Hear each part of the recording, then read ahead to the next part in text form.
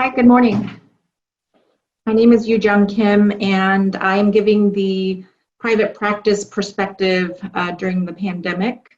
I'm a small business owner of an S Corp, and my practice is called Golden Gate Spine, and I'm in solo private practice in San Francisco. I saw on the survey that there are approximately 30 to 40% of you who are in private practice. I don't know how many of you are in solo private practice. That's somewhat of a rare breed these days. I employ 5 full-time staff members, a PA, an office manager, 2 MAs, and a biller. And I see approximately 40 to 50 patient appointments per week, 4 to 6 elective surgery cases that are mostly outpatient. And I dedicate 1 day per week to an admin day. And I take no ER or trauma call. As far as the timeline goes for the pandemic, on March 16th in San Francisco, shelter in place was ordered until April 7th. And so all non-urgent medical appointments and surgeries were placed on hold. I believe I did a couple cases for patients with foot drop and deltoid weakness. But aside from that, my staff and I were all at home working to reschedule all patient appointments and surgeries. We explored options for telemedicine on Zoom, and approximately 1 week later, we offered our first telemedicine visit. It was very inefficient at 1 appointment per hour. We really thought that we would be in this for about 1 month, and we were so wrong. The shelter in place was extended 2 times, and it wasn't just until recently that we were back in the office, and even that we are back in the office part-time and only doing a subset of elective surgeries with some new COVID-19 protocols in place. We needed to adapt the practice to working from home and relied on a few different apps to all virtually connect. And we started to do these daily morning huddles with everyone, all hands on deck, just to outline everyone's task list for the day. The voicemail had to be checked remotely, and we had 1 designated person who would go to the office to check the mail and the fax machine and water the plants. Then there were some complicating personal factors. The schools were also closed, and my kids were at home, and I share this home office with my 2 kids. So this is my desk, and they sit kind of right behind me. So if I were doing any kind of patient work or Zoom meeting, you would see this guy in the background. So he had to be relocated to the living room. And there he goes there. Our Wi-Fi at home, I'm sure you all experienced, was also limited. We had to upgrade so that 4 people could be on Zoom at the same time. This is my husband and my 2 kids on their school Zoom. And then we had a dentist appointment that we needed but was canceled. Had to deal with a snaggle tooth.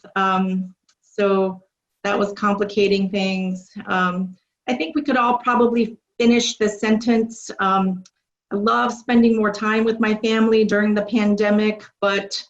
And then a little bit into March, I had some concerning symptoms, somewhat of a panic of, oh no, is this it? There was limited testing facilities even at that time in San Francisco. I tested negative, and life goes on. And I had been looking for new office space for a few months, and complicated things further with the purchase of this real estate property, starting construction, all during the middle of the pandemic and the craziness. And as a small business owner and 5 full-time employees, I also needed to look into applying for the PPP loan. So these are all complicating things just while we're trying to figure out how to survive during the pandemic. I wanted to dedicate the rest of my talk to talking about the telehealth visits that I'm doing in my practice, and I wanted to pose this question of, are you currently seeing patients remotely via video and telehealth appointments? And if so, what percentage of your patients? And so if you could all answer that so that we can have a nice indication of who is doing this. As soon as CMS and other insurance carriers gave the green light for telehealth visits, we thought it was the greatest thing.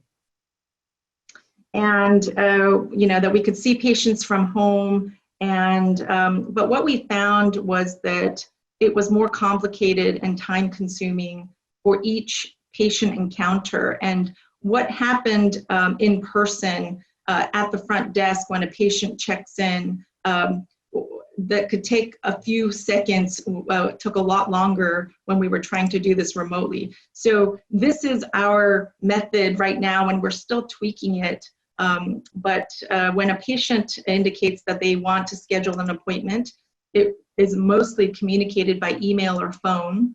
And then once we make contact with the patient, we send them a consent that they give for the telehealth visit.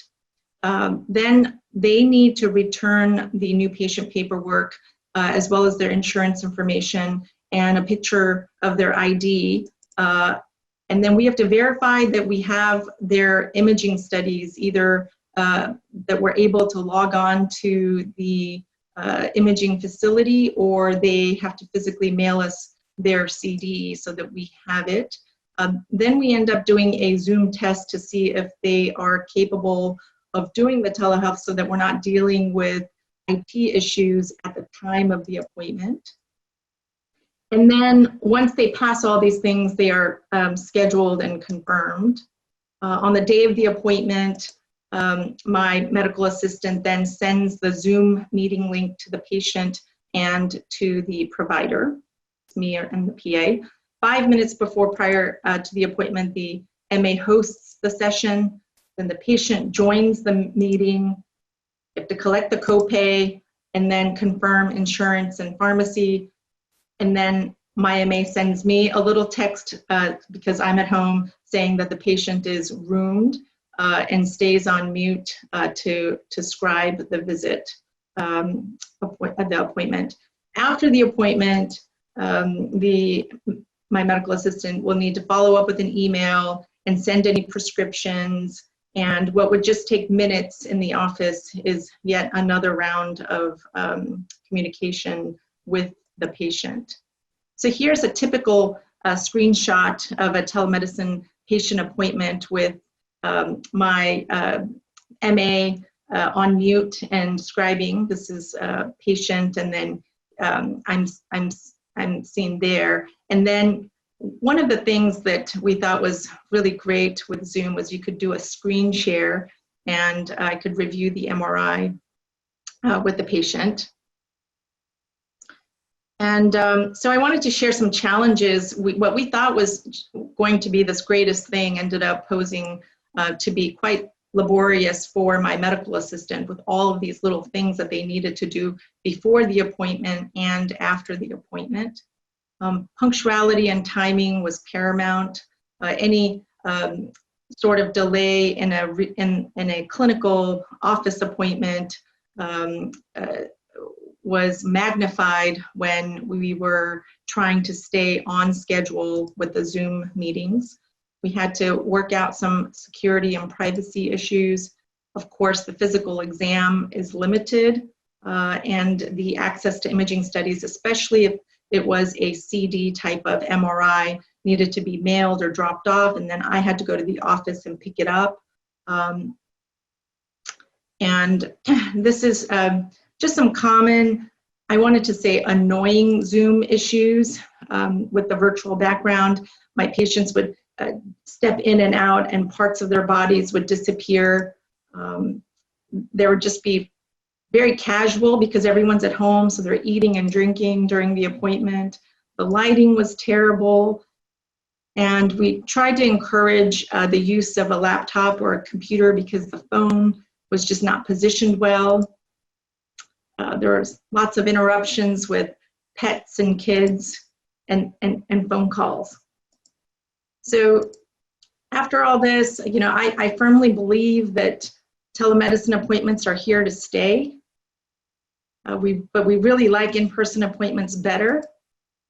The pandemic tested my abilities as a small business owner. I'm very proud of my staff for their ingenuity, spirit, and resilience during this time. And please come visit my new office in the Bay Area if you're traveling again after the pandemic is over here. Thank you.